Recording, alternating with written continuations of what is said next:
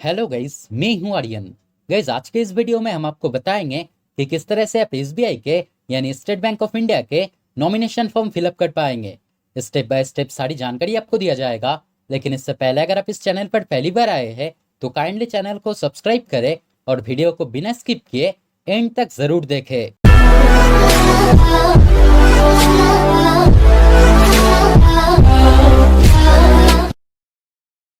तो गाइस, जैसे कि मैं हर एक वीडियो में कहता हूं कि अगर आप किसी बैंकिंग फॉर्म फिलअप करते हैं तो कैपिटल लेटर में फिलअप करना आपके लिए ज़्यादा सही रहेगा। जैसे कि आप देख सकते हैं कि पहले यहाँ पे आपका नाम लिखना पड़ेगा।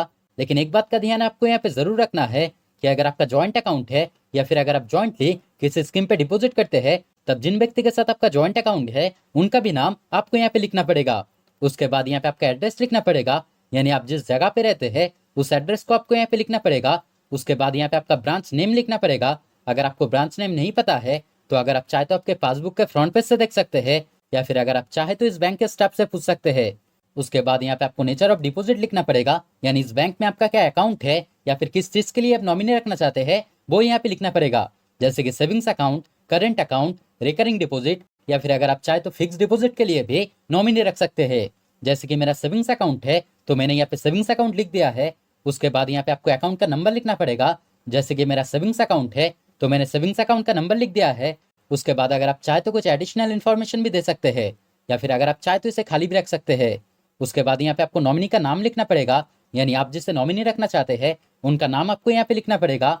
उसके बाद यहाँ पे आपको नॉमिनी का एड्रेस लिखना पड़ेगा, यानी नॉमिनी जिस जगह पे रहते हैं उस एड्रेस को आपको यहाँ पे लिखना पड़ेगा। उसके बाद नॉमिनी के साथ आपका क्या रिलेशन है वो यहाँ पे लिखना पड़ेगा। जैसे कि इस सिचुएशन में नॉमिनी मेरा बड़ा भाई है तो मैंने यहाँ पे एल्डर ब्रदर लिख दिया है।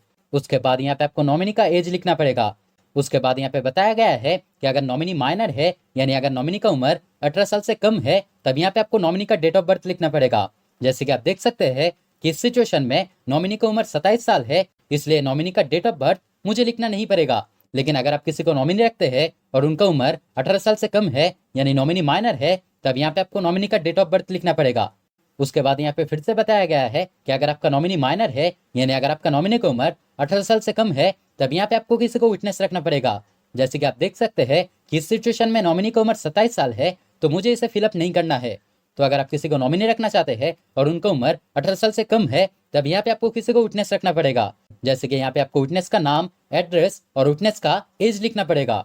उसके बाद यहाँ पे आपको प्लेस लिखना पड़ेगा। प्लेस के जगह में आपको ब्रांच का नाम लिखना पड़ेगा। उसके बाद यहाँ पे आपको डेट लिखना है। यहाँ पे आपको वही डेट लिखना है जिस डेट में आप इस फॉर्म को सबमिट करते हैं। उसके बाद यहाँ पे आपको सिग्नेचर करना है, या फिर अगर आप चाहे तो थंब इम्प्रेशन भी दे सकते हैं, यानी अगर आप चाहे तो अंगूठे का छाप भी दे सकते हैं। लेकिन अगर आप अंगूठे का छाप देते हैं तब दो जन को आपको यहाँ पे विटनेस रखना पड़ेगा। जैसे कि आप देख सकते हैं कि मैंने यहाँ पे सिग्नेचर किया है तो मेरे लिए विटनेस रखने की जरूरत नहीं है।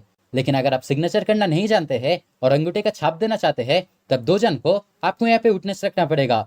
जैसे कि पहले आपको यहाँ पे विटनेस का नाम लिखना है। उसके बाद जो विटनेस रहेगा उन्हें यहाँ पे सिग्नेचर करना पड़ेगा। उसके बाद विटनेस का एड्रेस लिखना पड़ेगा, यानी विटनेस जिस जगह पे रहते हैं उस एड्रेस को आपको यहाँ पे लिखना पड़ेगा। ठीक इसी तरह से आपको यहाँ पे सेकंड विटनेस का इन्फॉर्मेशन भी फिलअप करना है।